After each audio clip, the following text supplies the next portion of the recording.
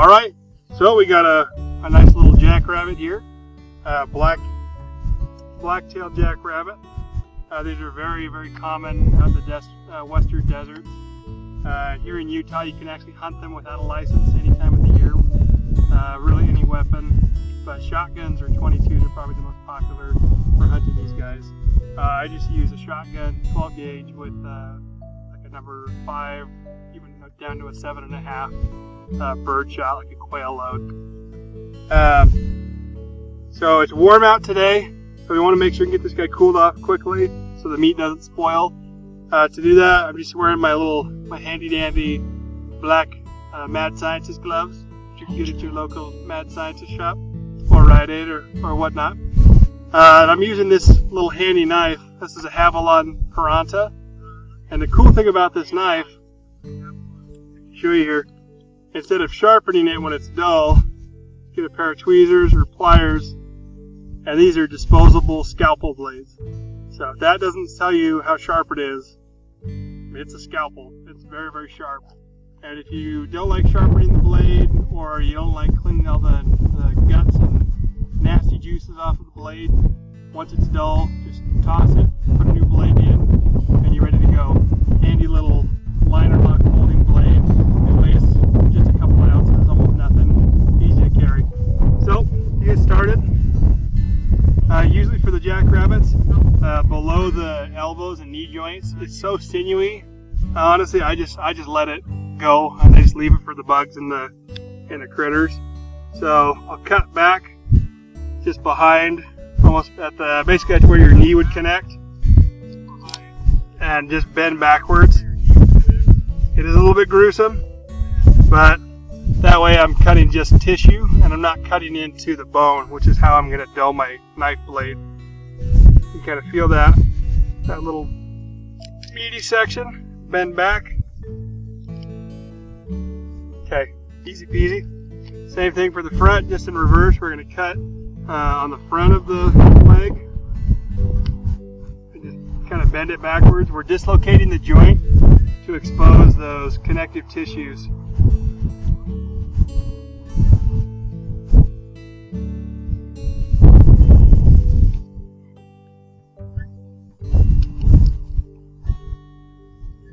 It makes funny gushy sounds. You're doing it right. Just takes some getting used to. Okay, so now we've got the legs cleaned off or taken off, and we'll try and keep it out of the dirt here. A lot of times I'll carry just a plastic baggie, like a grocery sack, and I'll lay that down, anchor it with a couple rocks. I have a clean surface, and that way I don't get dirt and debris on the bunny. I'm gonna go ahead and remove the head. Basically just cut down.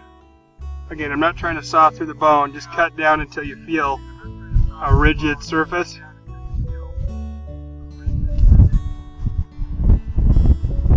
And the head comes off very easily. Now, all this from about, you can kind of feel there's a rib cage, feel the sternum. And from that point all the way down to the tail, that's stuff we do not want to perforate.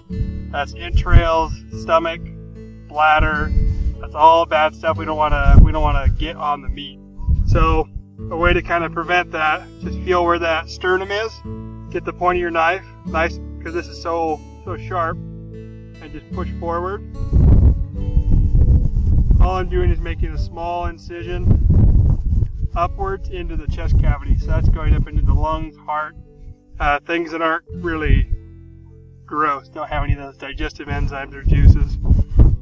So I usually just get 2 fingers and kind of spread out and lift the skin up. And all I have to do is slide that blade backwards.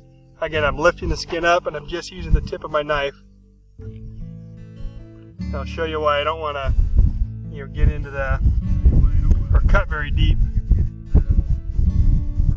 Okay. Okay, so all of this, that's viscera, that's your intestinal tract, your stomach. If we open that up, then you basically have poop and nasty juices on your meat, and so you don't really want that to spoil the meat, so we want to keep that all intact. So cutting upwards, I'm only getting into the lungs and heart, everything else. Now, If you see, there's almost a little skin membrane. That's the diaphragm. It's very thin, but that's what separates the digestive tract from your respiratory and cardiovascular system. So basically you can either trim or just pull that, tear that away. And you can see there's really not much holding everything together. Reach up in there, it's a little gushy. And sometimes it can take a little bit of force, but as long as the head's no longer attached, the heart and lungs will come out, and then everything else is just gonna sort of fall out just on its own. Okay, at that point, most everything is done, and then just gonna cut down right in between the legs. You can actually, you can feel there's the hole where the pelvis is, and I just take the point of my knife, push in there, and just lift up. It doesn't take a lot of force, and that splits the pelvis, and that way I can remove any other remaining entrail, remove the bung and all that good stuff. Okay, so he's all cleaned out, and you can see this guy's pretty lean. So it's in the summertime, so they don't have their winter fat yet, and that's all cleaned out. And when we get home, just because I don't have a baggie to put him in, I'm not going to take the hide off. Easiest way when you go to remove the hide, make a little slit in the back, so there's a hole, and just tear both directions, and it'll come off like a pair of socks. Alright, that's a quick way to do a field dress on a rabbit. Go out and get some more. Idaho Adventure Man.